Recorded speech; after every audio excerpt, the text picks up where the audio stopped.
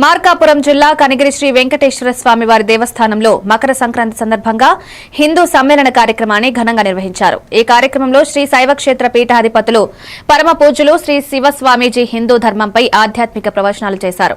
హిందూ సంస్కృతి సాంప్రదాయాల ప్రాముఖ్యతను భక్తులకు వివరించారు.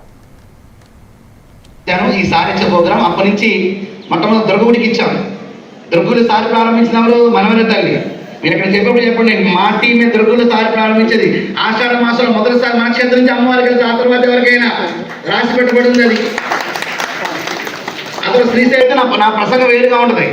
ఎమ్మడి గుడువులు వచ్చేస్తారు, స్వామిని దేవాలయం కొంచెం దయచేసి మాట్లాడబాకనటువంటి విషయాలు గుడువులు వచ్చేస్తారు. అందుకు నేను కంట్రోల్లో మాట్లాడుతున్నాను. మా ప్రసంగాలు అయితే ఇక్కడ తయారు చేస్తారు. మిమ్మల్ని ఝాన్సీ లక్ష్మీబాయిలా తయారైపోతారు. మీరు పదండి వెళ్దామని చెప్పంటారు మాతృమూర్తులు అడ్డు లేకుండా. అది ధర్మం.